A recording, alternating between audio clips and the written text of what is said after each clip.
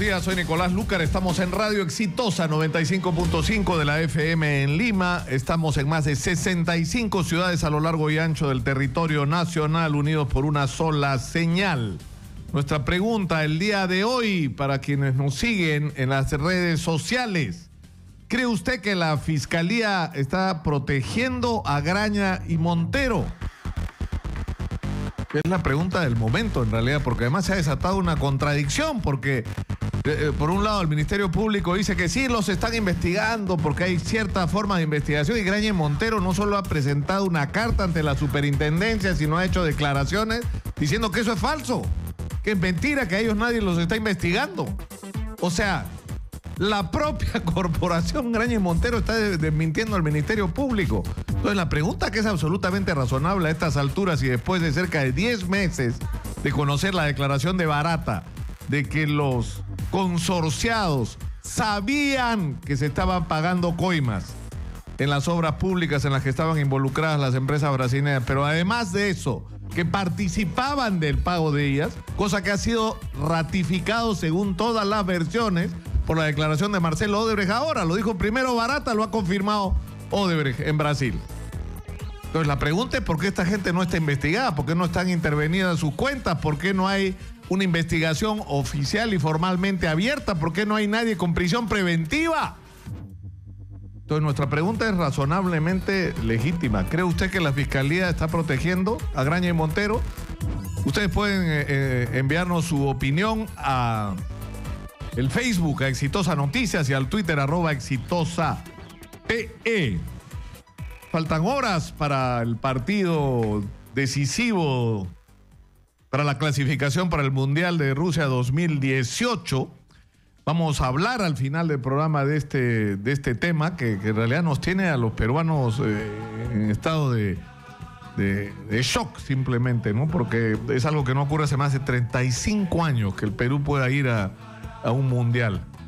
Y yo creo que de alguna manera tiene que ver con lo mal que han estado las cosas en muchos otros aspectos, pero en fin, vamos a entrarle ahora a la controversia política que ya tiene tantas aristas que uno no sabe por dónde empezar. Está con nosotros Heriberto Benítez, abogado del expresidente Alejandro Toledo. Heriberto. Buenos días, Nicolás. Muy buenos días. Gracias por la invitación. Primero, como información, ¿cuál es la situación de Alejandro Toledo en este momento? Bueno, se mantiene igual que hace 6 o 7 meses. O sea, no ha pasado nada. Alejandro Toledo sigue teniendo 2 arbitrarias prisiones preventivas. Hay un habeas corpus que ha llegado al Tribunal Constitucional y todavía no ha sido resuelto. No ha habido un pedido de arresto provisorio en el caso de Coteva. Ahora se anuncia que el próximo mes tramitarán una extradición, pero Barata no se ha corroborado su versión. De Maiman no se sabe absolutamente nada. O sea, prácticamente está congelado el proceso. Ahora, se supone que, digamos, de haber ocurrido declaraciones de Maiman, ¿ustedes tendrían que haber tenido alguna participación, o del propio Barata? Bueno, es decir, ¿la defensa tiene derecho a participar o no? O sea, formalmente, ¿cómo es? Mira, técnicamente la ley establece que no participan los abogados ni los defensores, pero en una lectura democrática de derechos humanos sí se debería participar, porque el derecho de defensa es irrestricto. Hay una discusión, pero los fiscales siempre hacen que prevalezca que es reservado y nadie participa. Ahora, pero ¿cuál es la condición de Alejandro Toledo, de tu cliente Heriberto? Es decir, ¿él es en este momento un investigado? ¿O él está ya...? Porque ¿cuáles son las etapas de un proceso? Bueno, con el nuevo Código Procesal Penal, lo que antes era la instrucción, ahora se llama investigación preparatoria. Antes la dirigía el juez, ahora la dirige el fiscal. Entonces, esto de hoy equivale a un proceso penal, al inicio del proceso. El fiscal está investigando, recabando información, y luego ello decidirá si acusa o si archiva. Entonces, el fiscal empezó en el caso de Alejandro Toledo con el testimonio de Barata. Pidió prisión preventiva y se la dio el juez de manera arbitraria. Lo que dijo Barata hasta hoy no se ha corroborado, pero Alejandro Toledo ya tiene un mandato de prisión. Pero ¿por qué dices con esa firmeza que no se ha corroborado? O sea, porque Barata ha dicho que no va a volver a declarar. y el fiscal no ha podido corroborar nada, no volvió a declarar. Pero si le dio información de cuentas, de transferencias, bueno, no, y estas supuestamente han sido confirmadas por la declaración de Joseph Maiman. Pero no lo ha podido corroborar, por eso es que el trámite de colaboración eficaz de Barata no ha continuado, se quedó paralizado. Entonces no corroboró. Luego apareció Maiman. Si Maiman logra dar información, si el fiscal logra corroborar eso, tiene que presentarlo al juez para que mediante una decisión judicial lo declaren colaborador y recién esa carpeta la puede usar en la extradición. Hasta ahora no sabemos que se haya corroborado nada, ni tampoco sabemos si un juez ha aceptado que sean colaboradores eficaces. ¿Cuántos meses han pasado? 10 meses. 10 meses. Y el fiscal no puede corroborar nada, pero Alejandro Toledo ya tiene 2 mandatos de prisión. Y ni siquiera ha podido declarar. El otro tema es que se estaba solicitando para Alejandro Toledo que el proceso de extradición, que todavía no se ha solicitado, lo lleve en prisión preventiva ya, que digamos, no tiene pies ni cabeza, ¿no? Lo lógico hubiera sido entrar de frente al pedido de extradición, ¿no? Lo que pasa es que si no hay una causa probable, si no tiene sustentos ni fundamentos, no pueden pedir ni el arresto ni la extradición. Entonces ellos intentaron pedir un arresto, Estados Unidos no contestó, se entendió que se lo rechazaban, no procede. En el caso de Coteva fue más claro, porque el juez Abel Concha le dijo a la fiscal, oiga, con ese sustento no se puede pedir nada, y le paralizó el expediente. Pero sin embargo en el Perú hay prisión preventiva. Ahora, ¿por qué esa, no sé, yo recuerdo muchísimo una entrevista que yo creo que fue muy buena entrevista que yo le hice, modestia aparte, a Alejandro Toledo en Chimbote cuando fue candidato por primera vez. Yo lo conocí a través de una amiga, vivía con don Anatolio y con su hija. Elian no estaba, Elian vivía en otro país, tenía, entiendo, en esa época otra relación. Y era un hombre que decía que venía de la pobreza y que quería devolverle a los peruanos lo que él había recibido y que la educación lo había liberado. Entonces era un mensaje esperanzador, era un mensaje de éxito, era un mensaje de un hombre que venía de abajo, de un hombre que venía del mundo andino, es decir, era... Y empezó a decir cosas después, a agregar luego de esa entrevista de que había estudiado donde no había estudiado, dio versiones distintas sobre la muerte de su madre. O sea, ya empezó a agregar cosas, es una cosa más fuerte que él mismo, ¿no? La necesidad de inventar cosas. Ahora inventó lo de Stanford, según parece. Pero no podemos negar que es uno de los pocos peruanos que ha triunfado en el extranjero. Ha logrado estudiar, ha logrado dictar cátedra en una importante universidad, ha sido un profesor investigador, ha publicado libros, ha sido presidente de la República. Con mucho más razón, uno se pregunta por qué se había logrado lo que logró, tenía necesidad de involucrarse de esa manera con Odebrecht, ¿no? Bueno, pero la investigación hasta ahora no arroja nada contra Toledo. Solo hay un testimonio de Barata que no ha sido corroborado. O sea, digamos, investigación la pueden tener muchos ciudadanos, pero todavía no se ha logrado corroborar nada. Lo grave acá es que sin corroborar nada han dictado prisión preventiva. Y esa prisión es lo que da lugar a la extradición. Porque, Nicolás, si no hubiera prisión preventiva, no hubiera extradición. Entonces, esa prisión ha originado todo. El pedido de arresto, la extradición, pero la detención. Digamos, la solidez del reclamo tendría que ir de la mano con qué, según la versión de la defensa de Alejandro Toledo, con que lo denuncien de una vez, que digamos que se dé el siguiente paso. Todavía no que puede. El Ministerio Público, ¿cómo es la fórmula? No que lo acuse, digamos, ya, formalmente. Pero para llegar a la acusación tiene que terminar la investigación preparatoria, o sea, la primera etapa. Y esa primera etapa, mientras no corrobore, no la puede terminar.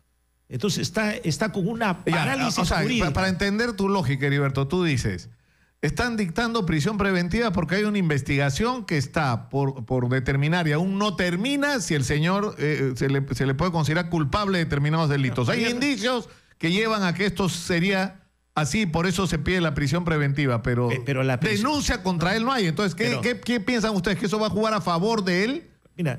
Pero, o sea, no es Alejandro Toledo acusado por corrupción por 1, 2, 3, 4 cosas, no. Ya, pero la prisión preventiva no se da por los indicios. La prisión preventiva se da por el peligro procesal, o sea, porque pueda fugar u obstaculizar la justicia. Es cierto, pues pero también por los indicios, porque, o sea, la prisión preventiva parte del supuesto de que la persona que está involucrada podría haber cometido los delitos que se le atribuyen. No necesariamente, porque el delito puede ser más grave, pero si no hay peligro procesal, no hay prisión preventiva. Acá no había, pero se la dieron. Ahí empezó todo el lío. Ahora quieren pedir extradición, no van a poder porque no tienen causa probable. Pero escúchame, ¿por qué tenía que decir que estaba cumpliendo compromisos académicos y profesionales en Stanford, como dice él? Y no era cierto, pues, no es verdad, Stanford ha dicho que no es cierto. No, pero si él cumple, o sea, el hecho de que él se pasea por la universidad. Mira, el hecho que Alejandro Toledo se sienta en los parquecitos tan bonitos que hay ahí a leer su... Mira, el hecho que él no dicte clase todos los días, el hecho que él no dicte clase todos los días, no quiere decir que no desempeñe una labor. Su nombre figura en el registro de la universidad. Él es un profesor investigador, produce libros, se reúne con estudiantes. O sea, no es que necesariamente él tenga que estar las 24 horas entre la universidad. ¿Por qué no podemos tener en el Perú políticos y empresarios que tengan los pantalones de decir, sí, pues, así como dijo Odebrecht, perdón, Odebrecht erró, que Alejandro Toledo diga, peruanos, perdón, Alejandro Toledo se equivocó. Ya. Y voy a contarlo todo, con la mano en la frente y confesarlo todo. Porque Alejandro Toledo lo ha dicho y lo ha repetido varias veces, que él no ha cometido ningún delito, no se va a someter a colaboración eficaz ni a confesión sincera. Esa es la versión permanente y transparente de Alejandro Toledo. ¿No le va a pasar la de Saraí? Es decir, que no es mi hija, no es mi hija, no es mi hija, y terminar diciendo gracias, Saraí. ¿Te acuerdas esa vez que dijo gracias, Saraí? Después de haberla negado y negado y negado, ¿no le va a pasar lo mismo? Pero mira, cuando la evidencia sea tan... O sea, ¿por qué esperar a esa situación? Pero ¿Por qué Nicolás, tiene que dar ese mensaje tan destructivo? Nicolás, 4 años investigando el juez y la fiscal el caso de Coteva y no han podido probar nada. Ni siquiera pueden sustentar un arresto provisorio entre Estados Unidos. 4 años. Ya, entonces la culpa no es de nosotros. Pero ya, digamos, pero lo que sí es más allá, porque yo eso es un ángulo de la investigación que yo no sé por qué no se toma. Es decir, actuar en contra del interés del Estado no supone solo haber recibido dinero. O sea, tú puedes actuar contra el interés del Estado y haber causado un grave perjuicio y tener por eso algún tipo de sanción. Y la interoceánica no era prioritaria, se le excusó irregularmente una serie de requisitos previos que cualquier obra pública debería tener. Odebrecht tenía un proceso con el Estado y miraron para el techo y en 18 minutos resolvieron con una consulta hecha hacia la loca que sí podían hacerlo cuando sabían que no podían hacerlo. ¿Para qué? Para que la obra la haga Odebrecht de todos modos y para que la obra que no era prioritaria se hiciera. Eso es un perjuicio contra el Estado peruano. Eso es delictivo. Pero para la gente del sur y para muchas regiones del Perú la interoceánica sí era importante. Incluso aprobaron una ley en el Congreso donde decían que había que darle prioridad a esa obra. Los presidentes regionales y alcaldes de diversos lugares del Perú venían y exigían que se haga rápido la obra.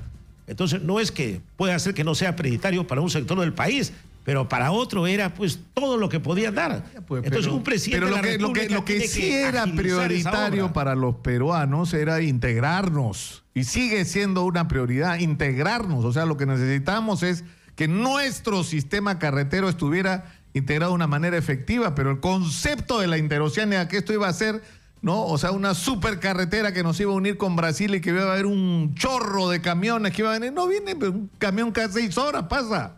Eso ha sido una broma. Ya, pero eso es no había expediente técnico, Heriberto, las cosas no se pueden hacer así. Pero era una obra ambiciosa que aspiraba a que mejoren los países de la región. Es que las obras tienen que ser así. ¿Cómo vas a defender eso? Pues es indefendible. Es que yo digo, ¿a ti te parece que la interoceánica no debió hacerse? No, tiene que hacerse. Ahora, que en el camino Odebrecht haya actuado incorrectamente y que haya sobornado a algunos funcionarios, eso es lo que tiene que investigarse. Ya pues, pero ¿a quién pudo funcionar? Tú dices, en lo de la interoceánica, Alejandro es inocente. ¿Quién es culpable? No, pero digo, ¿cuándo comienza a ejecutarse? Pero dime, pues, da el paso.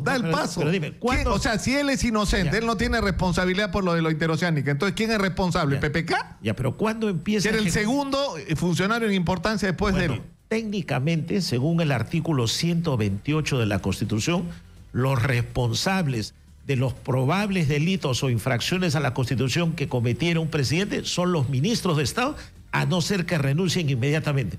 Y que yo recuerde, ningún ministro renunció. Esa es una figura atípica. A Toledo no lo pueden procesar por esos hechos. Son los ministros los que responden, pero sin embargo lo han metido en un proceso judicial. ¿Y dónde se ejecutó la obra? Durante el gobierno de García. ¿Qué es lo que estás diciendo? Pero vamos a seguir la lógica de tu pensamiento. Si tú dices, los responsables son los ministros y están acusando a Alejandro Toledo por la interoceánica del sur, del brazo de él deberían estar siendo procesados en este momento sus ministros. Pero lo hemos dicho desde el primer día. O sea, ¿quién? ¿PPK, Ferrero? ¿Quién más? Los que integraban Proinversión para empezar. pero yo no he visto que los tengan investigados. El fiscal Hamilton Castro no se ha pronunciado por ese lado. No los tiene comprendidos a ministros, a las empresas que han participado. Nada. Entonces yo digo... Prométeme una cosa, Heriberto. El día que Alejandro Toledo llegue en ese punto mismo Saraí a pasar de decir, no, mi hija no es mi hija, gracias Saraí. El día que diga, yo soy inocente, al día que diga, sí, pues voy a contarlo todo, me pasas la voz y... Pero si nunca que se acuerde de que yo le hice la primera entrevista que lo hizo famoso. Si nunca lo dice, no se va a poder realizar ese sueño.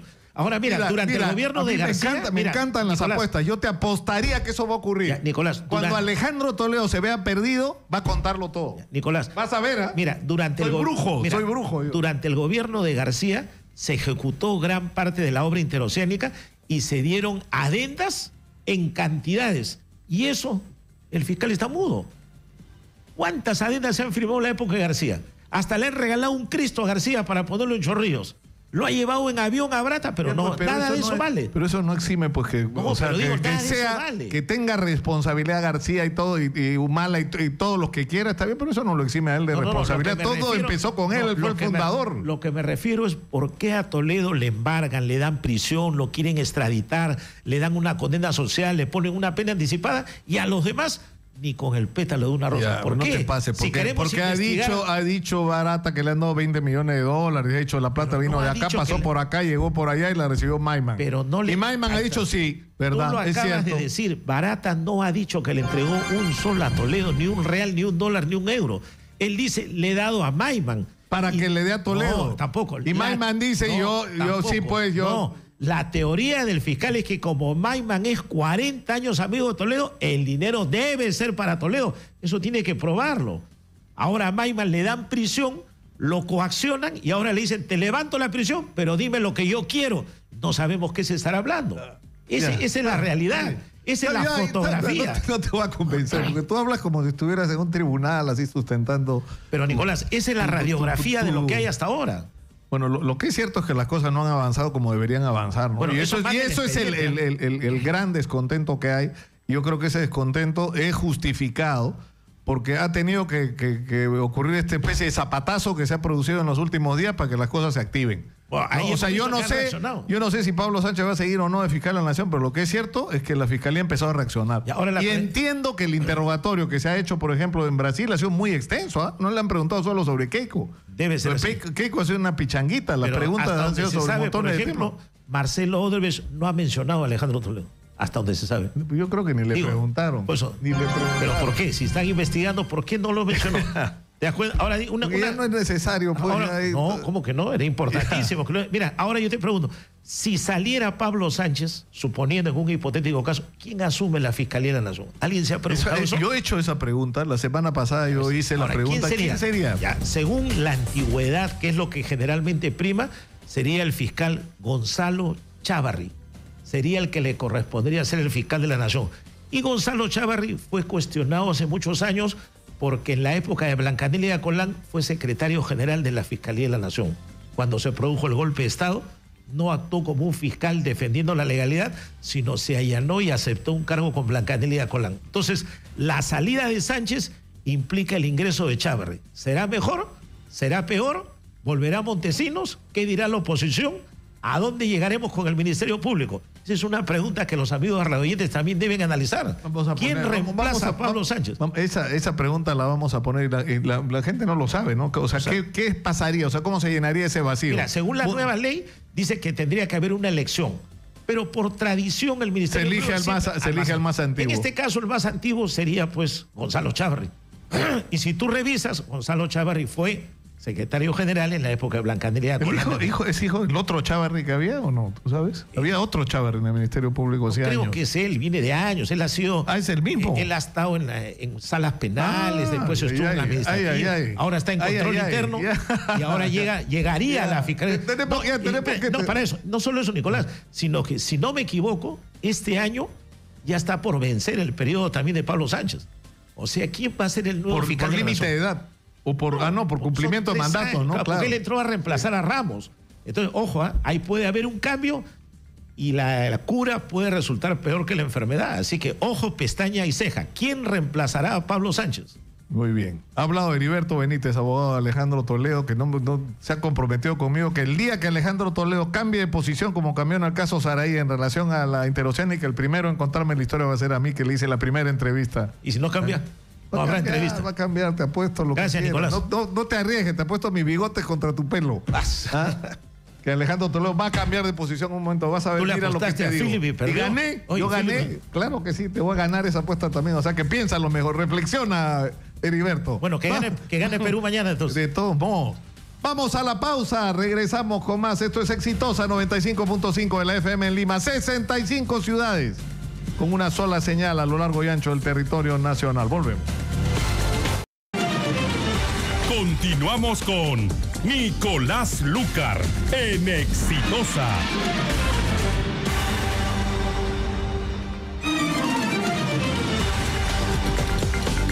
Estamos en Radio Exitosa 95.5 de la FM en Lima, 65 ciudades conectadas a nivel nacional a lo largo y ancho del Perú.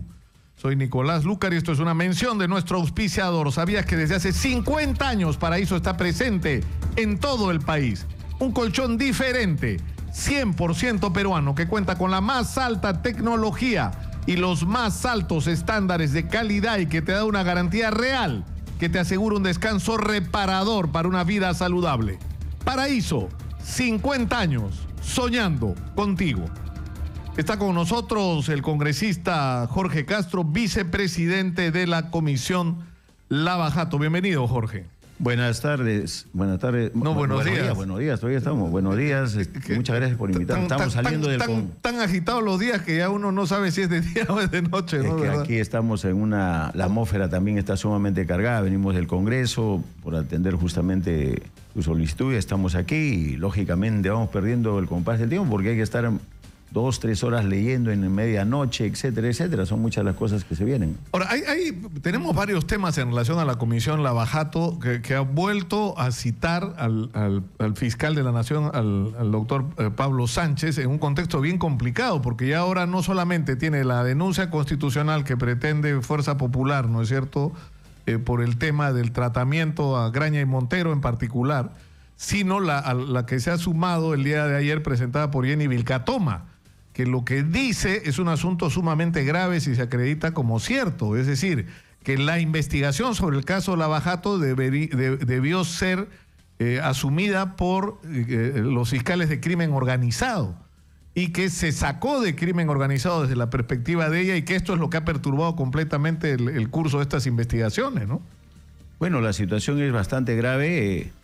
La verdad que nos deja mucho que desear. Hay muchas acciones que no se tomaron, que no se hicieron de manera oportuna y sobre todo lo que siempre quedará como una pregunta, pero cada día que la misma población comienza a resolver, ¿por qué se soltó a Barata si lo teníamos acá?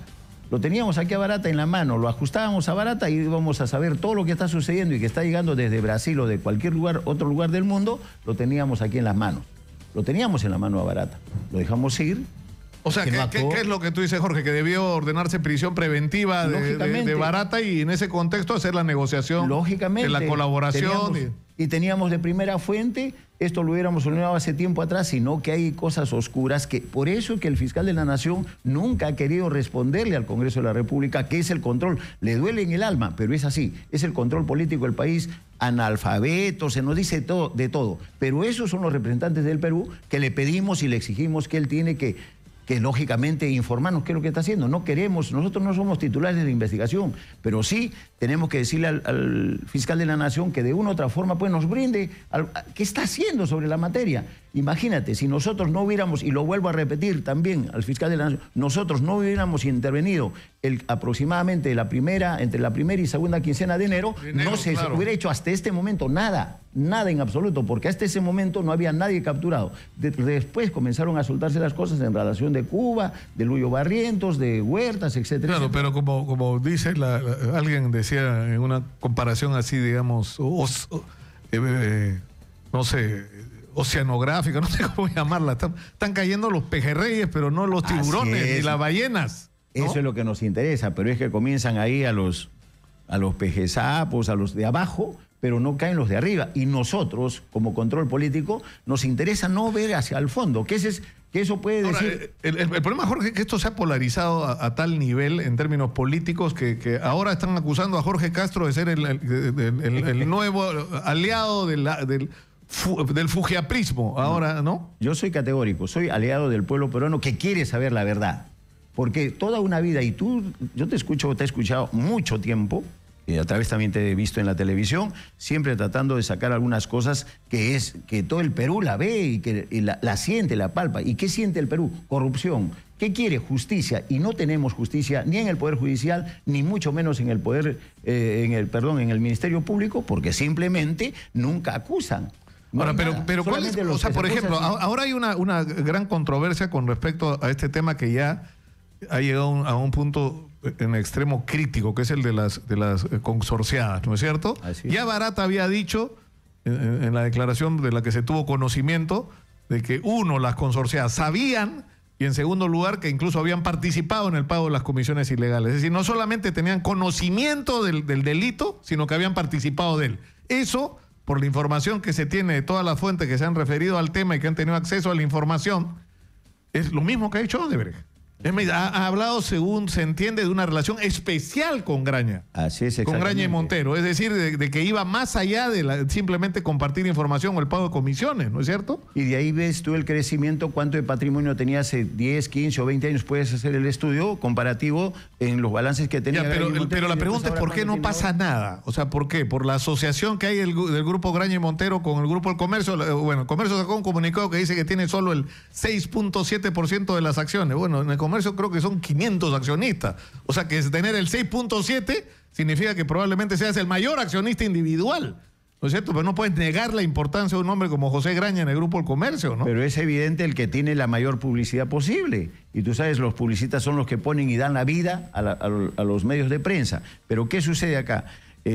Ese prurito ya de tratar de mezclarte en el caso de Graña y Montero, que sacar, no. Aquí lo que nosotros tenemos que enarbolar la bandera es caiga quien caiga, sea del lugar que sea de izquierda, de derecha, de centro, lo que fuere, porque no podemos convivir con esta corrupción. La corrupción no permite el desarrollo nacional. No permite, pues, que Jorge, pero vayamos a qué es lo que está ocurriendo. Porque, bueno, tienes un tema con los consorciados, ¿no es cierto? Que es un tema pendiente, sí, porque ha debido hacerse más cosas. Y encima se ha planteado esta contradicción que ha terminado en una situación bochornosa. O sea, Hamilton Castro primero y el fiscal de la Nación dicen sí están siendo investigados, ¿no es cierto? Los consorciados y Graña y Montero dice mentira. A mí nadie me está investigando. ¿Por qué? Porque si lo investigan, el solo hecho de estar investigado por delitos de corrupción simplemente puede generar, como ya generó, procesos judiciales en los Estados Unidos como los que ya existen de parte de la gente que ha comprado acciones de una empresa que no le dijo que estaba comprometida en actos ilegales. O sea, ellos saben que eso tiene consecuencias gravísimas para su futuro como empresa. Claro, y Estados Unidos no es como en el Perú, que bueno, que arreglan los fiscales, que arregla el Poder Judicial, ahí van y le aplican la ley. Y eso es el problema que tenemos nosotros. ¿Cuándo vamos a romper ese pacto infame de hablar a media voz, a escondidas? Como tantas veces se ha dicho, eso tiene más de 100 años de González Prada, de estas cuestiones. Y vamos a continuar engañándonos entre nosotros mismos, porque decir que no sea Keiko, que no sea PPK, cuando estamos viendo y lo hemos dicho, que no sea Alan García, que no, aquí ahora, no. Pero lo que sí se agrega como ingrediente bien delicado ahora es el hecho de que ahora tengamos que aclarar por qué se dijo una cosa que no era cierta. Es decir, ¿por qué se ha dicho que había una investigación sobre Graña y Montero cuando no había una investigación? O sea, formalmente los procesos tienen nombre y una determinada calificación y son parte de una secuencia. Es decir...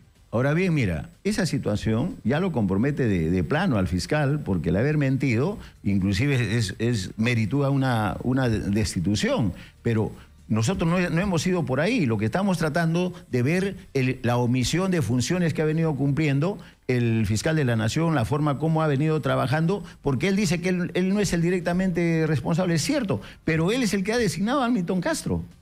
Y Hamilton Castro, para mí, es un súper poderoso, y eso lo hemos indicado en varias oportunidades, pero este tema, para que se me excluya de esta situación del fujimorismo, que nosotros somos apologistas, nosotros lo señalamos en el mes de enero y febrero. cuando nadie nos hacía caso. Ahora que el fujimorismo hace 15 días, 2 o 3 semanas lo haya tomado como bandera, fue un problema nuestro que nosotros hemos debido tomarlo en su debida oportunidad. O también, o de repente no. Pero había muchos sorprendidos con esto, porque yo hablaba con la propia Jenny Vilcatoma, que estaba preparada. Ella ha sido muy crítica también con respecto a la manera como el Ministerio Público ha estado manejando este tema, y yo sé que ella ha estado trabajando una denuncia constitucional contra Pablo Sánchez desde hace semanas atrás. Ahora, de repente, Daniel Salaverry apareció un lunes en la mañana con su denuncia constitucional, ¿no? Y sorprendió a todos, ¿no? Es que mira, tú tienes que darte cuenta de que nosotros actuamos políticamente y el político tiene que ver qué va a pasar. Y lo que era evidente de que el tema de la corrupción es un tema medular en la economía peruana, porque entraba a todos los procesos de desarrollo, etcétera, ¿no? Y tiene un tremendo caldo de cultivo también en la base social del país. Entonces, ¿qué es lo que sucede aquí? Simplemente era levantar la bandera. Lamentablemente, te vuelvo a decir, nosotros no le levantamos en su debida oportunidad y terminó levantándole el fujimorismo en estos últimos días y le está dando algún tipo de réditos. Pero eso no significa que nosotros estemos en contra del fiscal, por la acusación constitucional contra el fiscal, ni nada por el estilo, sino que lamentablemente han habido elementos ya concurrentes que les permite al fujimorismo, y tiene mucha más también, hay que ser sincero, tiene una mayor cobertura, tiene también una presencia mucho mayor que todos en el Congreso de la República, le permite hacer otro tipo de trabajo. Ahora, los propios fujimoristas han dicho que para aclarar el tema porque ellos tienen una posición de privilegio, ¿no es cierto? ¿Por qué? Porque ellos han tenido abogados, el abogado de Keiko y el abogado de Fuerza Popular, porque ha habido 2 abogados representándolos a ellos, han estado en el interrogatorio, entonces saben todo lo que dijo Odebrecht. Entonces ellos están diciendo que se publique lo que dijo Odebrecht. Y el Ministerio Público dice, no se puede publicar porque es parte del proceso reservado, pero simultáneamente filtran información, porque la información que, por ejemplo, sale en El Comercio, ¿no es cierto? Y en Cuarto Poder, ¿de dónde sale esa información, si no del propio Ministerio Público? Sale del Ministerio Público, por supuesto. Sin embargo, a nosotros en el Congreso no se nos quiere brindar la información porque dice que van a filtrar. ¿Qué es lo que está pasando aquí? Lo mejor, y es una recomendación de Moro, del juez Moro de Brasil, que las cosas tienen que ser transparentes. Es lógico, hay un proceso de investigación y de manera permanente la Fiscalía, en el caso de Brasil, cuando ellos estaban también en este proceso, tanto la Fiscalía como el Poder Judicial en Brasil informaban a la población, y eso lo ha salido en el propio comercio. O sea, no estamos hablando de cosas, o sea, el comercio mismo le debe exigir transparencia al fiscal antes de pedirle, pues, de estar, digamos, prácticamente, aunque ahora está variando el comercio, ¿eh? Ahora si lees, ya lo está abandonando un poco al fiscal, está abandonando también la posición de PPK, el día de hoy hemos leído, ya está abandonando. ¿Por qué? Porque son posiciones que lamentablemente están absolutamente equivocadas e inaceptables. Ahora, hay un asunto sumamente delicado en este tema, que es la información que filtró ayer el portal Gato Encerrado, que hoy día vuelve a reiterar un artículo escrito por Gustavo Gorriti en IDL, donde habla de lo que supuestamente ha dicho. Entiendo que la fuente de Gorriti son periodistas brasileños que tienen acceso a la información del caso Lava Jato, y el tema ahí es... O sea, te digo, por ejemplo, ¿no? Cuando habló sobre la corrupción en general, Marcelo Odebrecht dijo que ellos no inventaron los sobornos y que eso era una regla en todos los lugares donde trabajaron. Más específicamente dijo que en el Perú sus consorcios conocían todo con respecto al pago de sobornos. Mencionó a Graña y Montero como cómplice activo tanto en conocer y aceptar el pago de coimas por Odebrecht como haciéndolo en forma activa. Es gravísimo, y no solamente eso, sino que hace referencias en determinado momento a las relaciones que supuestamente habría tenido con Pedro Pablo Kuczynski, ¿no? O sea, dice, por ejemplo, hubo un receso de 5 minutos porque describe la sesión con detalle, ¿no? Cuando PPK fue, a la vuelta de ese receso, dice, cuando PPK fue presidente del Consejo Directivo de Proinversión, su oposición al proyecto de Interoceánica lo convirtió en una piedra en el zapato. Pero cuando PPK dejó de ser ministro, Odebrecht afirmó haberlo contratado como consultor. ¿Por qué?, le preguntaron. Para curar heridas, repuso. ¿Cuál fue la actividad de la consultoría? Consultar sobre temas económicos, dijo. ¿Cómo le pagaron? Fuentes presenciales sostienen que dijo con la caja 2. otros no lo recuerdan. ¿Por qué con la caja 2? Por una cuestión de físico. ¿Cuánto? Barata lo sabe. Esto es gravísimo. Eso es grave. Si Porque la caja 2 es la caja donde se pagan las comisiones ilegales. Es que ese es uno de los problemas que se tiene en el Perú.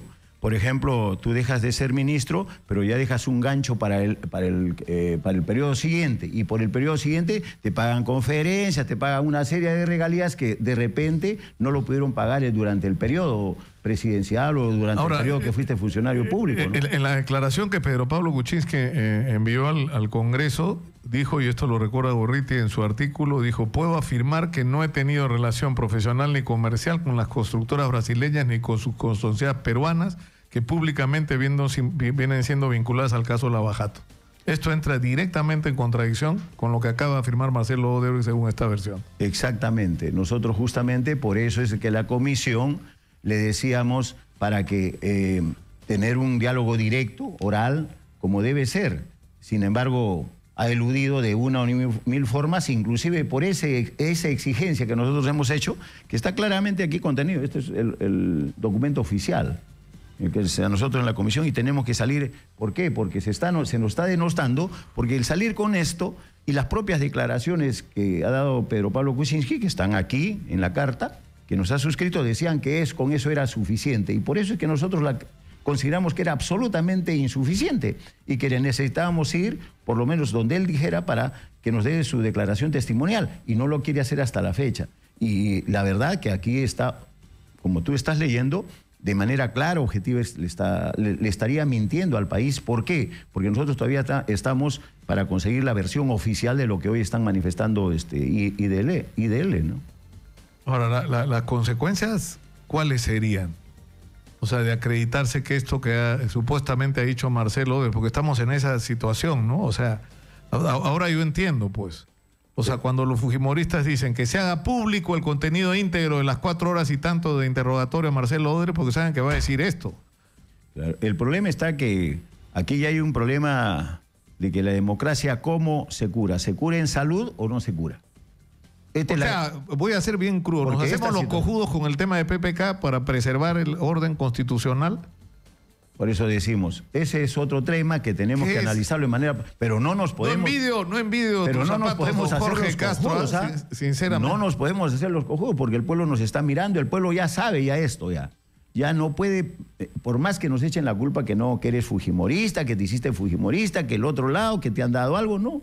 Nosotros no venimos a defender ningún interés. El interés es del Perú, está por encima de cada uno de nosotros. Y que esta situación que le ha pasado al Perú, que nunca más vuelva a repetirse, porque por primera vez, porque sobre estos temas, nosotros ya tenemos muchos ejemplos a lo largo de toda la República. Claro, porque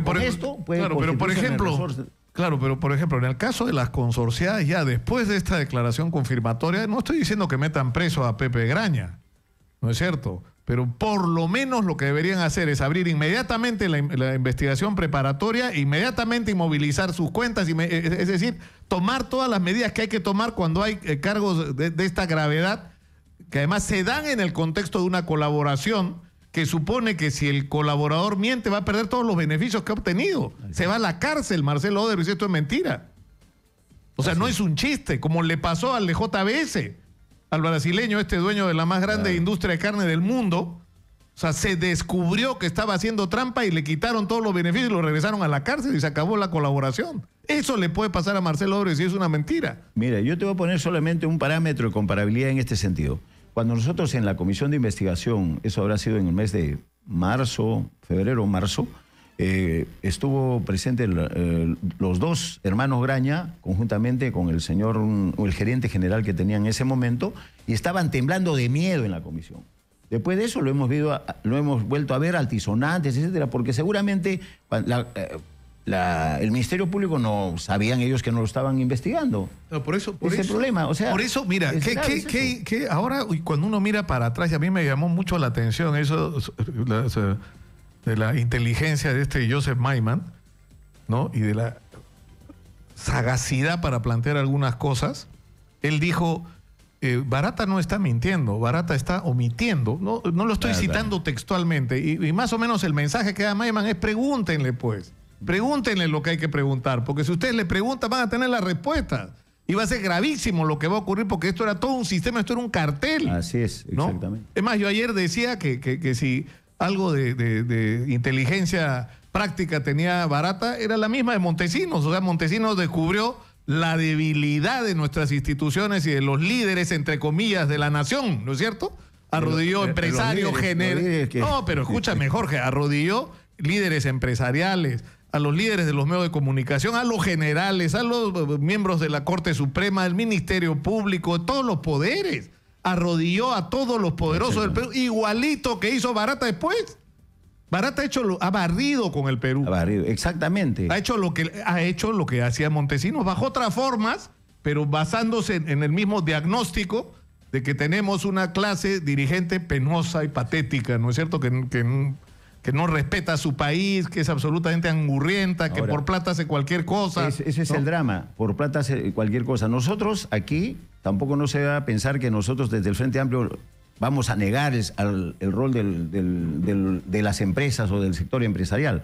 Lo que tenemos nosotros que ser muy claros en ese sentido, que el que quiera hacer empresa, que haga buena empresa, que gane su dinero, pero que lo gane de una manera pues honrosa, honesta, seria, transparente, responsable. Pero ahora, así, con esta forma no llegamos a mí nada. Me queda una preocupación que creo que es la que comparte mucha gente, ¿no? O sea, yo puedo entender que ahora los temores del Ministerio Público de confrontar el tema de las consorciadas, porque va a haber una crisis en estas empresas. Graña Montero ya empezó a derrumbarse en la bolsa, ¿no es cierto? Pero por el solo hecho de que digan que se ha investigado. El día que les abran la investigación, que ya debió ser, me imagino que lo van a hacer hoy día o mañana, pero eso ya debería estar ocurriendo después de esta declaración.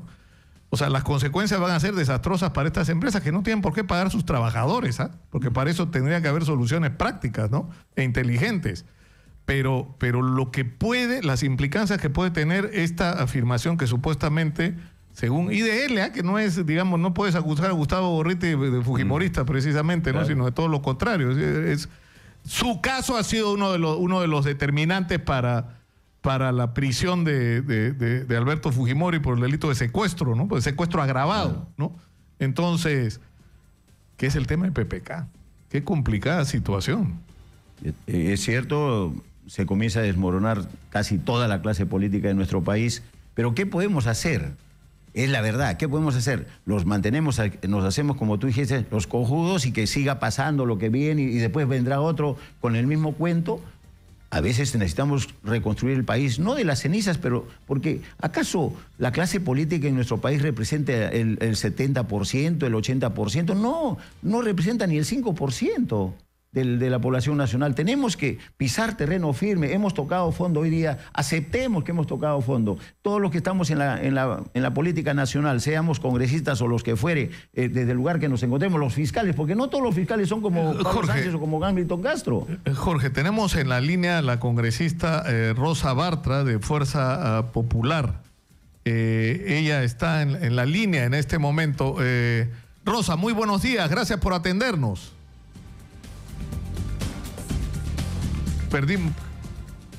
Perdimos la comunicación con doña Rosa Bartra. Ahorita recuperamos o lo hacemos tras la pausa, mi estimada productora. Mejor lo hacemos tras la pausa, porque si no nos vamos a pasar de la hora. Bueno, Jorge, yo te agradezco muchísimo por estar con nosotros. Como te decía, no envidio tus zapatos porque lo que viene para adelante es bien complicado y va a requerir y yo creo que es lo que la gente espera, severidad y serenidad a la vez, ¿no? Yo solamente quiero pedirle a la población del Perú que nos está escuchando en este momento y nos está viendo, serenidad, tranquilidad, confianza. Vamos a tratar de hacer lo mejor posible las cosas, por más que nos insulten, nos digan de que estamos tomando bandera, porque aquí se quiere dividir, señores, Fujimori y los fujimoristas, y al otro lado todos los que están en contra de Fujimori. No, señor, nosotros estamos por la verdad y en una lucha frontal contra la corrupción, porque ninguno de ellos, nosotros no estamos con ninguno de ellos, y es necesario que el pueblo peruano conozca la verdad para que vuelva a erigirse, como siempre lo hemos querido nosotros, que el desarrollo sea posible en la medida que podamos. No vamos a eliminar totalmente la corrupción, pero disminuirla drásticamente por lo menos.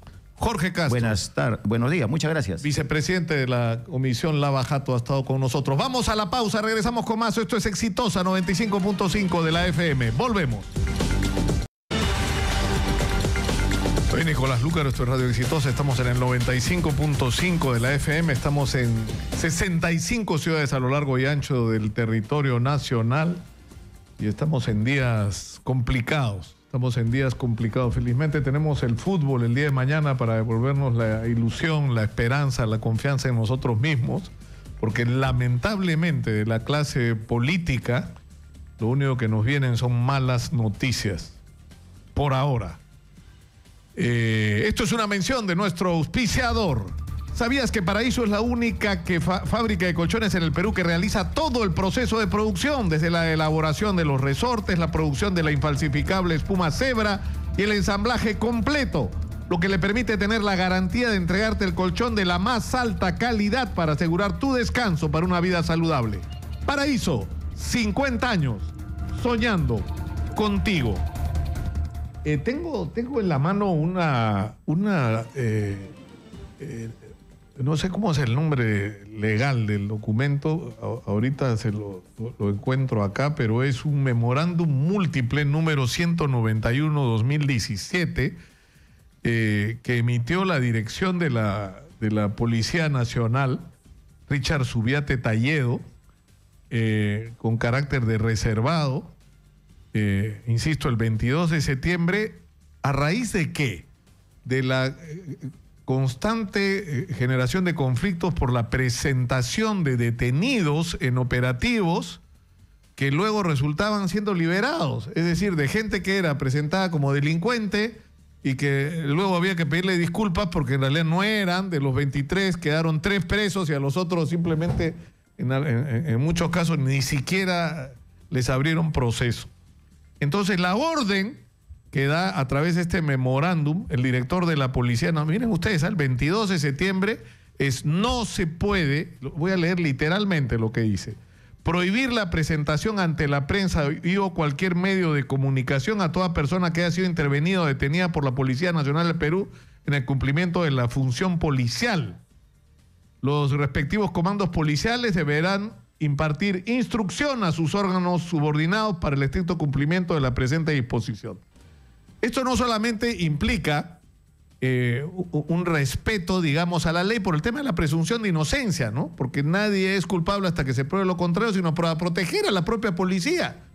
Porque si presentas a alguien como culpable ante los medios y lo estás haciendo tú, llevando incluso a los medios a un operativo, y la persona, como este empresario en Ica, que estaba indignado porque lo presentaron como parte de una banda de delincuentes, ¿no? Y no tenía nada que ver con ella, exponen a los policías a denuncias penales y a reparaciones. Lo increíble es quién rompe esta orden: el ministro del Interior y el viceministro que es un figurete, que se cree mariscal, ¿no?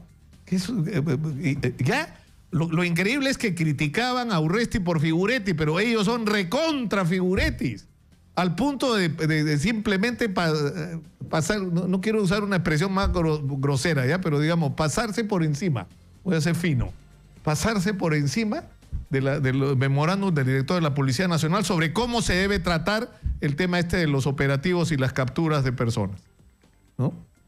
O sea, el ministro metido en las casas, el ministro que además es irregular. Si hay un operativo para intervenir una vivienda, no es el ministro del Interior el que tiene que estar ahí, son los representantes del Ministerio Público, de la policía. No puede haber una persona extraña, como en este caso es el ministro, que no tiene en el proceso de investigación ningún papel. Pero en fin, así estamos. Pero felizmente, como dice Basombría, todo está bien, estamos arreglando el tema de la inseguridad, vivimos en uno de los países nosotros, y Suiza más o menos, vamos por ahí, nos estamos dando en seguridad. Está ya la congresista Rosa Bartra en la línea, qué bueno, recuperamos el contacto con ella. Congresista. 3 de la tarde. Congresista, muy buenos días. ¿Cómo está, Nicolás? Buenos días. Bueno, acá un poco consternados por la información que empieza a filtrarse de lo que supuestamente habría dicho Marcelo Odebrecht en su declaración. El periodista Gustavo Gorriti de IDL ha publicado lo que él llama un acta no autorizada donde recoge información de diferentes fuentes que han tenido acceso a lo que fue este larguísimo interrogatorio. Y dice, bueno, sobre el caso de Keiko Fujimori, que si bien niega conocerla, no niega que supuestamente se habría entregado dinero a Fuerza Popular, pero que esta respuesta final y definitiva la tendría Barata. Nosotros el día de ayer hemos tenido sesión. En esta sesión se ha tomado el acuerdo por mayoría, con la oposición del congresista Gino Costa, de que la comisión tiene que acceder a la declaración oficial que Marcelo Odebrecht ha brindado a las autoridades brasileñas y peruanas en Curitiba la última semana. Parece que es fundamental contar con información cierta. Debemos evitar las especulaciones, las medias verdades o las medias mentiras y poder avanzar en la investigación, pero, repito, con información cierta. Es fundamental que haya una colaboración en este sentido por parte del Ministerio Público. No hay oposición por las autoridades brasileñas. Sin embargo, es el Ministerio Público peruano el que está obstaculizando el rol fundamental de control político del Congreso de la República, que en este momento cobra especial importancia.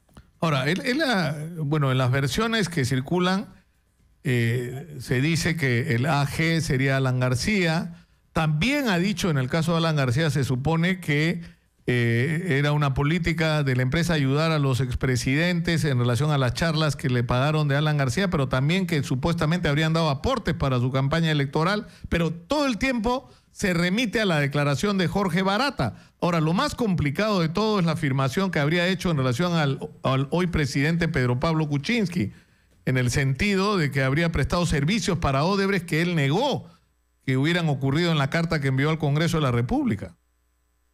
Efectivamente, por eso es muy importante poder contar con esta declaración. Creo que la salud del país está en un punto de quiebre. Pienso que no podemos permitir ni un acto más de corrupción, sea quien sea que tenga que caer. Por lo tanto, si el presidente Kuczynski ha mentido, yo creo que en este momento no hay mejor instrumento que esa declaración para poder determinar qué pasos se van a dar. Antes, cualquier tema podría ser especulativo y eso terminar. Ahora, ¿es posible esto desde el punto de vista legal? Es decir, ¿es posible que un interrogatorio que supuestamente es, digamos, parte de una indagación reservada pueda ser hecha pública? Dada la importancia que tiene esa declaración y dado que no estaría afectando, en mi entender, el proceso, y dado que se trata de personajes claves en la vida de nuestra nación, esa reserva debería levantarse, más aún si es que está teniendo filtraciones como las que estamos observando. Claro, porque eso es una paradoja, es una contradicción, ¿no? Decir, no podemos entregar la información, pero se filtra a los medios, ¿no es cierto? Pero la entrego por cucharitas, la entrego parcialmente. Entonces hay la necesidad de conocer la verdad completa, repito, porque esta es una investigación que reviste especial importancia. Hemos llegado a un punto de quiebra en nuestro país en el cual no debe haber marcha atrás. Quienes le han robado al país, quienes nos han puesto en condición de pobreza, de vulnerabilidad, quienes han lesionado la estructura misma de nuestro país, tienen que responder y tienen que pagar. No más gente muriendo en los pasillos de los hospitales, no más colegios que se caigan a pedazos y que maten a nuestros niños.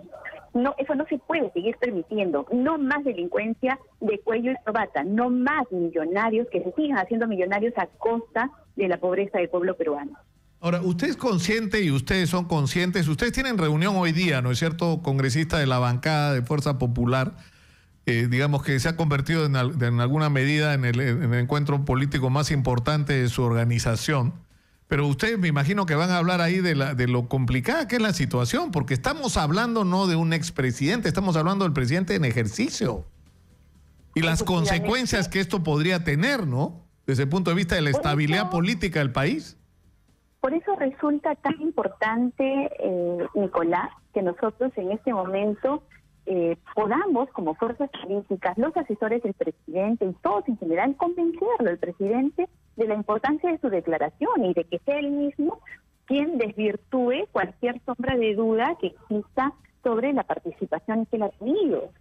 Si él, como afirma en su carta, como ha afirmado además ante los medios de comunicación, no tiene nada que ver, que lo diga y que lo diga con total transparencia, que no se escude en una inmunidad que no lo protege. para los hechos anteriores a que él haya sido presidente, que no lo protege para poder comparecer como testigo ante una comisión investigadora, que responda, que dé la cara, que dé el ejemplo, que lidere la lucha que nuestro país necesita contra la corrupción. Bueno, yo le agradezco mucho a la congresista Rosa Bartra de Fuerza Popular por atendernos. Ustedes van a insistir, entiendo, en no solo la presencia del fiscal de la Nación en la Comisión Lavajato, sino la presencia del presidente Pedro Pablo Kuczynski en el Congreso. Esta es una necesidad para poder ofrecerle al Perú la verdad que nos ha encargado de investigar. Yo le agradezco muchísimo, congresista, por atendernos. Muy buenos días. Buenos días, Nicolás. Muchas gracias. Bueno, así estamos, ¿no? Así estamos. Está realmente complicadísima la situación, mucho más complicada de lo que uno pudiera querer, sinceramente, porque estamos enfrentados a gravísimos cargos que afectan a prácticamente toda la clase política. Se ha puesto ahora en el centro de la atención el tema del presidente de la República en ejercicio, ¿no? Hay una contradicción evidente entre lo que él afirmó y lo que supuestamente dijo Odebrecht y no deja de ser absolutamente razonable el reclamo de que los ciudadanos podamos conocer con transparencia la información sobre lo que realmente dijo Odebrecht.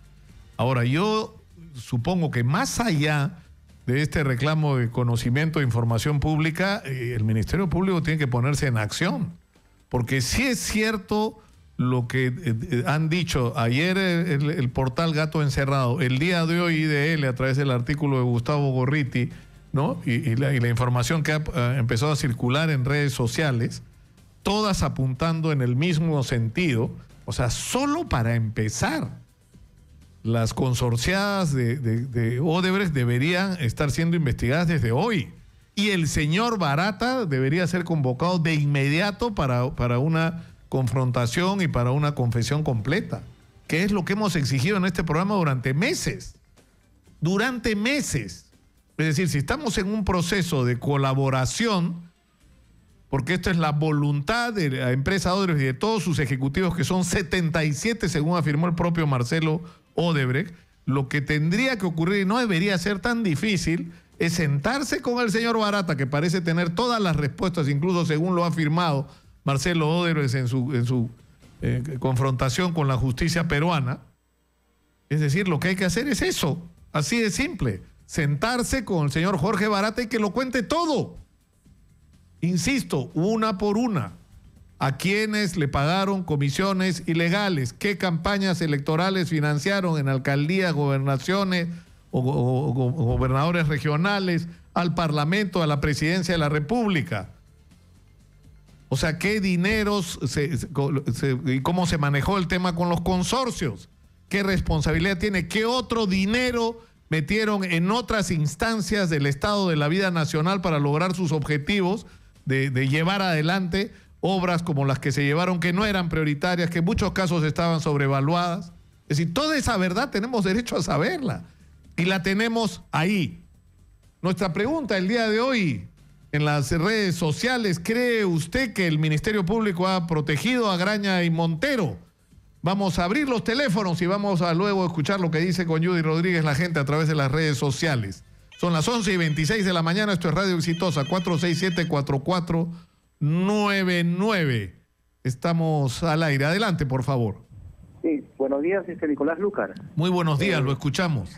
Nicolás Lúcar, yo soy un perro indignado, de verdad, años y años, por esa clase política que tenemos.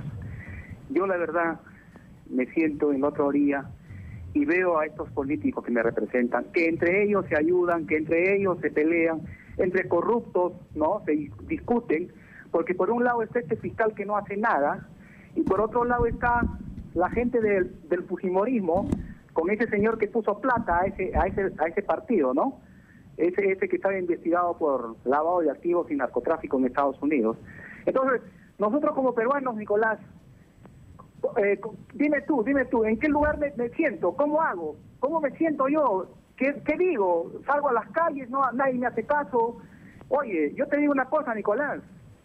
Japón se ha levantado de la Segunda Guerra Mundial hecho añicos. Nosotros no nos podemos levantar si votamos a todos estos corruptos, no podemos levantarnos, que se va a caer el Perú, se va a caer qué cosa. Si como dijo el congresista Castro, ellos representan creo que el 8%, 10% de este país, nada más, Nicolás. Que se vayan todos, Nicolás, hay que votarlos a patadas. Tú también tienes que ponerte la camiseta de Perú, no solamente los partidos que ganamos o que vamos a jugar, sino Sí. la camiseta del Perú. Yo entiendo tu indignación perfectamente y creo que la comparten muchos peruanos en este momento. Y yo creo que no, además es decir, miremos el lado positivo de este asunto. Es decir, necesitamos saber la verdad para saber quiénes nos han traicionado, la confianza del país. Y porque tenemos todo para construir un país del primer mundo, si queremos.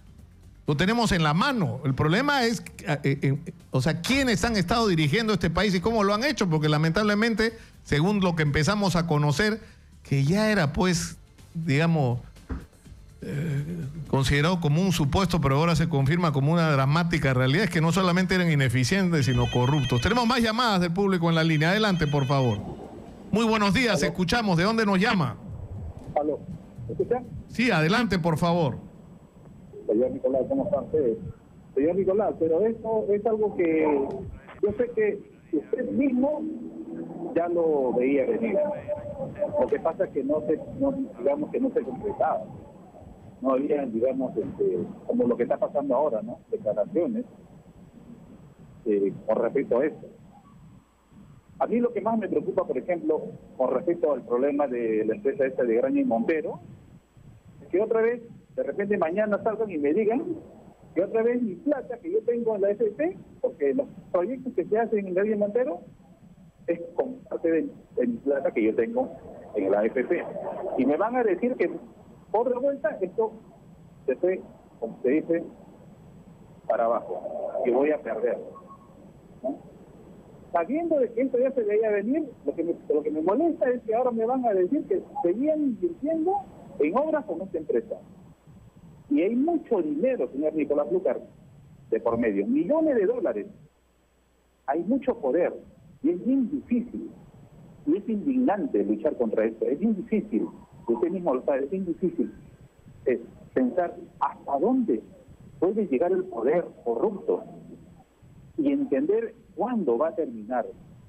Yo lo único que entiendo es que los más perjudicados somos nosotros, los que trabajamos, los que nos sacamos el ancho día a día por ganarnos el sol a sol, y ver que la clase corrupta y la mafia puede hacer que todo nuestro esfuerzo se venga abajo. Es lo más lamentable, señor Nicolás. Sí, Ojalá que usted y de repente los que tengan ese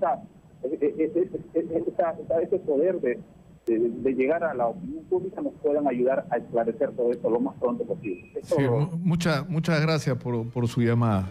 Es bien complicada la situación, Judy, ¿eh? Y yo te soy sincero, uno sentado acá siente una enorme responsabilidad, ¿no? Porque tenemos que actuar con serenidad, pero tenemos que actuar con firmeza también. Y la verdad, nosotros hace cuánto tiempo dijimos, hay que saber la verdad completa, caiga quien caiga, sea quien sea el responsable, hay que sanear el país, es la única manera de salir adelante y hay que renovar la clase política. Necesitamos nueva gente conduciendo el país, que la tenemos además, gente calificada. Yo me aburro de entrevistar toda la semana gente que tiene diagnósticos, ideas, soluciones para todos y cada uno de los problemas del país. El problema es que esa gente no tiene acceso a las decisiones de poder, porque quienes acceden son los pendencieros que ven la política como una manera de forrarse. Pero en fin, ¿qué dice la gente en las redes, Judy? Si no me lo voy a hablar yo todo. ¿Crees que la Fiscalía protege Graña y Cárdenas? Aló, ¿por ahí me escuchan? Sí, ahí estamos. Ahí estamos. Ya, a ver, ¿qué nos dice Orlando Pérez Cárdenas? Dice, es más que obvio que sí protege la fiscalía, dice a Alejandro Toledo, y también protege a PPK Amigo, que es el Twitter oficial de nuestro presidente, entre otros coimeros que se protegen entre sí, nos menciona Orlando en el Twitter. Por otro lado, William Castro opina que es tan cierto como que PPK fue lobista de Marcelo Odebrecht con el gas del sur. Juan Carlos nos dice, ¿lo duda? Rotundo, señala Juan Carlos. Esther Guillén nos dice, ¿qué duda cabe? Hasta ahora no hay investigación. Álvaro nos dice, el Ejecutivo también protege a Alejandro Toledo. Edilberto nos dice, sin ninguna duda, es más, la Fiscalía miente cuando afirma que están investigando a Graña y Montero, y luego pues hoy día despertamos con la noticia de que Graña anuncia que no estaba siendo investigado formalmente. Pablo Rodríguez dice, hay que ser un idiota, dice, o hacerse... Nicolás, te lo voy a decir, hacerse el cojudo, como dijo el congresista Jorge Castro, también que lo escuché, para no darse cuenta de cómo la Fiscalía protege descaradamente a todos los corruptos en nuestro país. Alonso nos dice, es más que obvio, se escudan incluso en sus trabajadores, señala.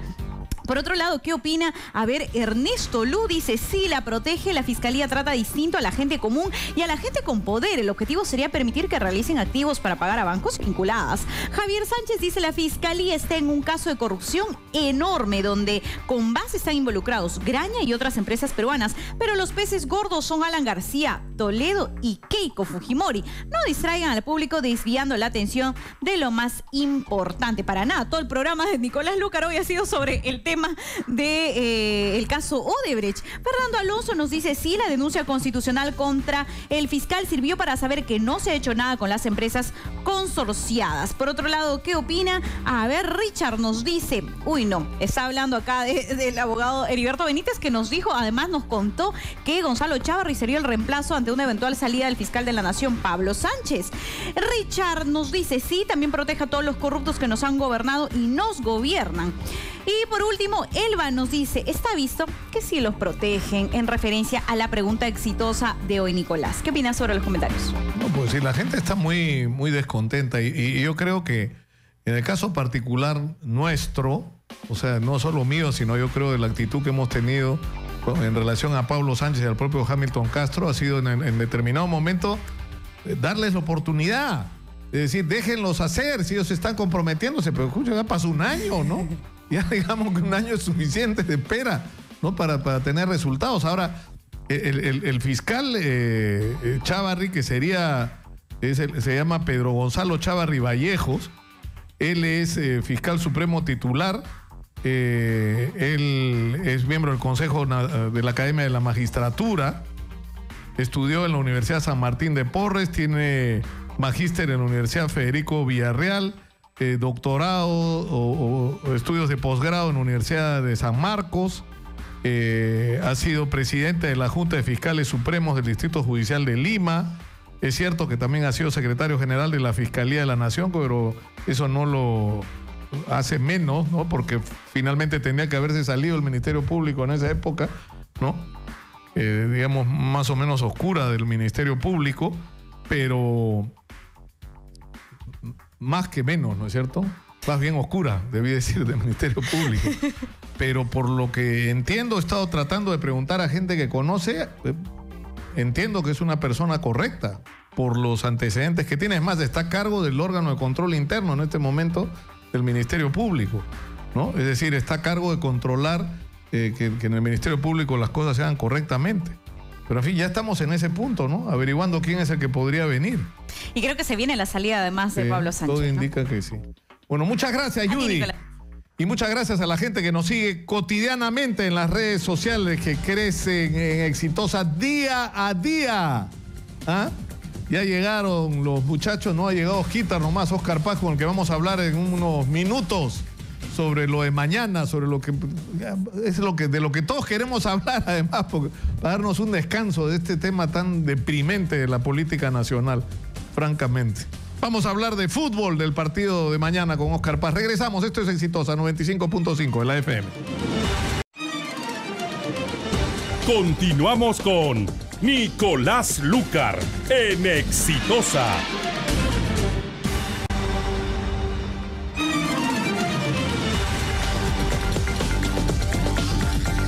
Estamos en Radio Exitosa 95.5 de la FM en Lima. Estamos en todo el Perú, 65 ciudades conectadas a lo largo y ancho del territorio nacional. Y esto es una mención de nuestro auspiciador. Si quieres tener toda la comodidad para descansar, debes dormir en un colchón Abrazo de Paraíso. Gracias a la más alta tecnología empleada única en el Perú, este innovador colchón utiliza Memory Foam, que reduce los puntos de presión de tu cuerpo para mejorar y favorecer tu descanso y darte una sensación de abrazo perfecto. Paraíso, 50 años soñando contigo. Se nos ha deprimido acá nuestro amigo Oscar Paz, ¿no? Con todas las malas noticias de la política, pero felizmente van a venir buenas noticias del fútbol. Oquitar, ¿cómo estás? Hola Nicolás, ¿cómo estás? Te saludo para todos tus oyentes. Yo estoy tranquilo. ¿Estás optimista o sí, no? Confiado en una selección que me parece que es superior, que tiene mejores jugadores, que tiene mejores recursos. Pero claro, el partido de ida, el trámite y todo lo que pasó ha generado en el público cierta duda, pesimismo, incertidumbre, porque claro, cuando no sale lo que tú esperas, el malestar y toda esa sensación negativa hasta se triplica. Y eso es lo que hoy se percibe en la calle. Pero yo le digo a la gente, tranquilos. Me parece que estamos agrandando demasiado una selección de Nueva Zelanda que jugó desde el aspecto del corazón, las ganas, el temperamento, un buen partido. Salió como ellos querían.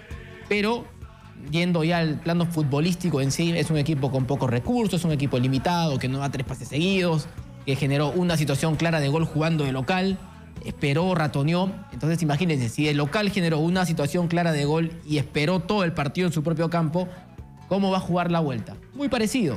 Ahora, me dicen que en las prácticas que han estado haciendo en el colegio Markham jugaron con el equipo del colegio les ganó 2-0, no te pases pues. Si el equipo del colegio Markham le gana 2-0, ¿no?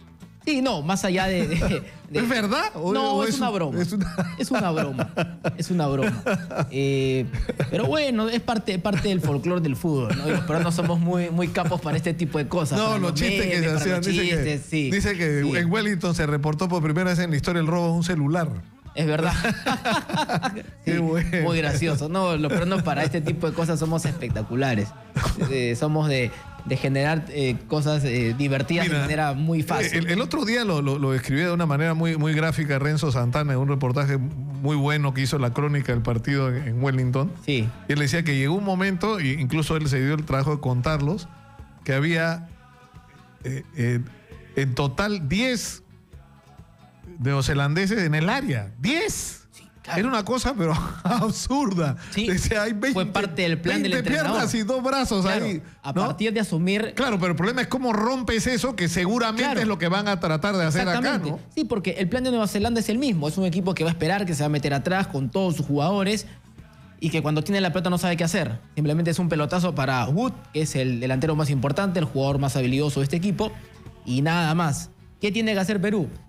No repetir lo que sucedió en el partido de ida. Un equipo muy pasivo con la pelota, con poca profundidad, no hubo cambio de ritmo, no hubo chispa, no hubo inspiración.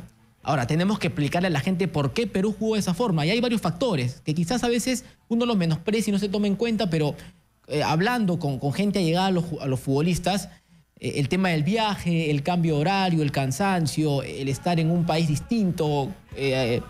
termina afectando al rendimiento de una manera que quizás muchos no nos damos cuenta, pero cómo pedirle lucidez a un jugador, cómo pedirle creatividad, chispa, cuando de repente no has descansado bien, cuando hay un tema de jet lag también, que no es determinante, pero sí termina influyendo en cualquier persona. Pero también hay un tema que conversábamos con el Ejalder Godos, ¿no? Y con este chico Paco Bazán y con Willy Melgarejo el sábado, sí, que es el tema psicológico, es decir, hay tal presión sobre estos chicos. Yo pensaba que no. Presión, pero es que... es un tema que pero hay que es un tema, escúchame. Claro. Oscar, hace más de 35 años que no vamos a un mundial. Yo creí que era más manejable. ¿No? Y ellos tienen la responsabilidad de que la hagamos o no la hagamos, y encima no está Pablo Guerrero. O sea, claro, que la responsabilidad, ¿no? Sí, son situaciones que terminan influyendo al momento del desarrollo de un partido, al momento de ver el estado anímico de un jugador. Es un equipo que ha llegado a una situación que no se la esperaba.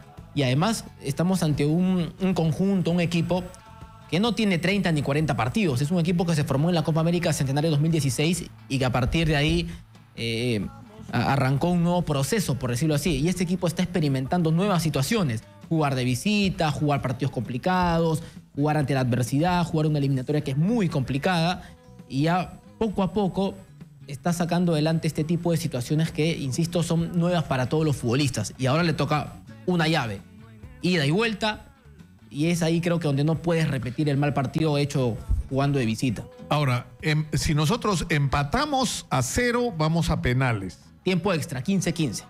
Tiempo extra que dice Y luego 15 y penales. si se vuelve a repetir el 0-0 vamos a penales. Sí. Pero si empatamos 1-1 o 2-2 ganan ellos porque el gol de visitante tiene un valor, vale más. valor determinante en caso de igualdad. O sea, una vez más no nos queda más que ganar. Ganar o ganar, nada más.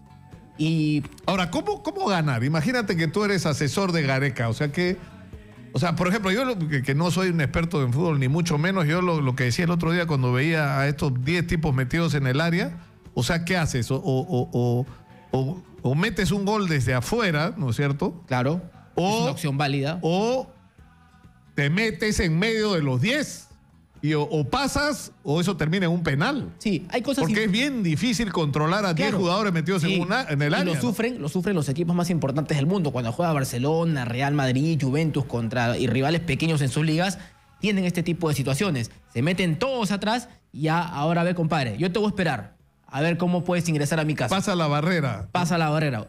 Como dicen en Europa, estacionan el bus en el área para que nadie Qué pase. buena. ¿No? ¿Qué tiene que hacer Perú?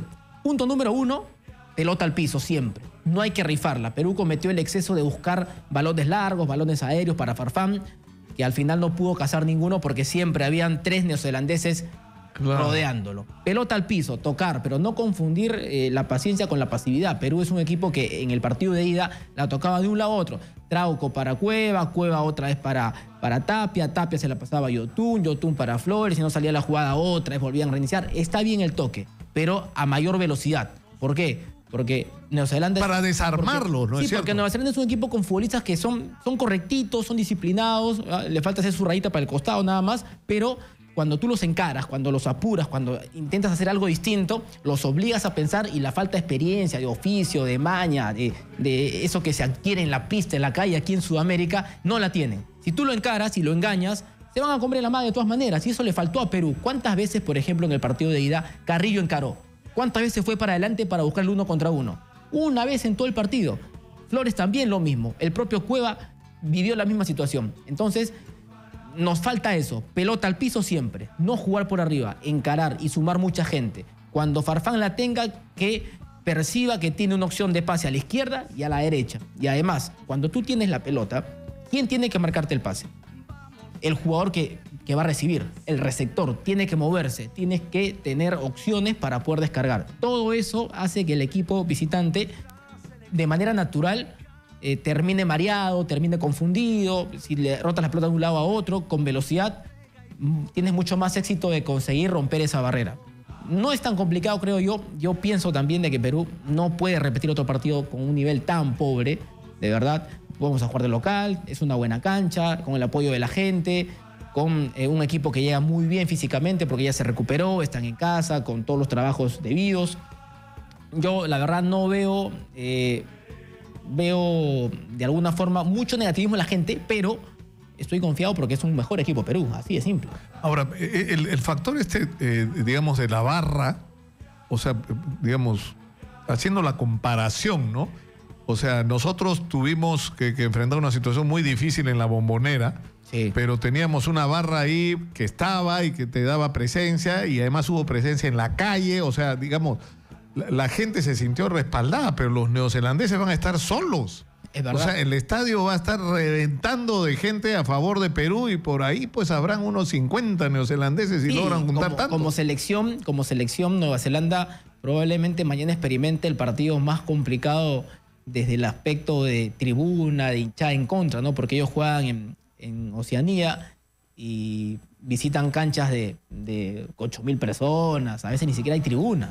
O sea, es una experiencia nueva para ese equipo. Pero claro, al final lo que definen son los futbolistas, pero en el aspecto anímico sí termina influyendo, ¿no? Tener un estadio en contra, pero a veces ese factor termina jugando hasta en contra del propio jugador peruano, ¿no? Porque la gente se impacienta, porque si el partido ya lleva 40 minutos del primer tiempo y está 0-0 y un pase hacia atrás significa que la gente va a pifiar y va a apurar el equipo. Entonces son cosas que se tienen que manejar. Dura 90 minutos. Yo creo que Perú tiene toda la capacidad desde el aspecto físico, desde el aspecto futbolístico, de superar a una selección de Nueva Zelanda que viene con un plan clarísimo. A esperar, a tirarse atrás y a tratar de buscar por ahí una contra con Wood, que es un buen delantero, pero que va a estar más solo que un hongo. Pero ¿cómo está? Estaba lesionado, por eso lo pusieron 15, fue 18. Fue estrategia del entrenador. Fue a propósito, ponerlo solo al final para... El técnico asume su inferioridad, asume que es un equipo débil, que es un equipo chico, con menos recursos que Perú, y dice, a ver, tengo a un jugador bueno, pero ¿qué me conviene acá? Primero, que todos defiendan, que todos marquen, que todos corran. Wood es un delantero que se involucra poco con la marca. Él espera arriba la pelota y define y marca el gol. Mejor sumo a un delantero que puede jugar como defensa, que puede contribuir en la recuperación de la pelota y arriesgo los últimos 20 minutos, en medida de cómo se desarrolla el partido. Y le salió bien, porque Perú tuvo buenos primeros 15 minutos generando situaciones claras como la de Farfán, que la saca muy bien el arquero. Pero después de eso uno pensaba, no, el gol va a venir por su propia cuenta. No, mira, si generamos esta a los 7 minutos, viene el gol en un ratito. Hay que esperar nada más, tranquilos. Y no llegaba el gol, y no llegaba el gol, y no llegaba el gol. Y empieza la frustración. Y Perú empieza a tirar la pelota arriba, y empieza a rifar, empieza a equivocarse en los pases. Y eso le conviene a Nueva Zelanda, porque el partido sale como ellos querían. Y al final, faltando 20 minutos, porque el segundo tiempo de Perú fue muy flojo, nunca encontró la pelota, nunca generamos, el equipo cayó en la pasividad total hasta para recuperar la pelota. Y el técnico dice, ok, vamos a arriesgar un poquito.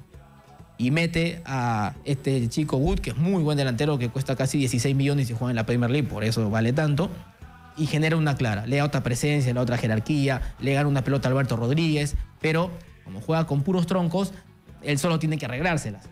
Y entonces el técnico me parece que termina ganándole el duelo táctico a Gareca. ¿Por qué? Porque el partido termina jugándose como Nueva Zelanda quería. Ahora, ¿quiénes deberían estar? Porque hay una controversia, ¿debería jugar Ruiz Díaz? ¿No debería jugar? O sea, que ¿debería jugar Advíncula o no? Sí, el primer cambio tiene que ser Advíncula por Corso, porque Advíncula es un lateral con mucha más vocación ofensiva. Y tenemos que arriesgar en Lima, tenemos que sumar mucha gente. Corso, del aspecto táctico, del sacrificio, de sacarse la mugre, es un jugador que me parece es un ejemplo para muchos. Corso ha sido muy criticado en su carrera, pero el tipo físicamente impecable. Una carrera sin manchas. Un jugador que, conociendo sus limitaciones, trabajó y mejoró. ¿En qué? Por ejemplo, en el juego aéreo. Corso casi metió un gol en el partido de ida. Tuvo un cabezazo, un frentazo que la saca muy bien el arquero. Y fue sumándole recursos a su manera de jugar. Pero para este partido necesitamos un Advíncula que va a pisar campo contrario, que se puede sumar al ataque con Carrillo, pueden hacer una dupla, el 1-2, es encarador, es muy rápido, es difícil de controlar.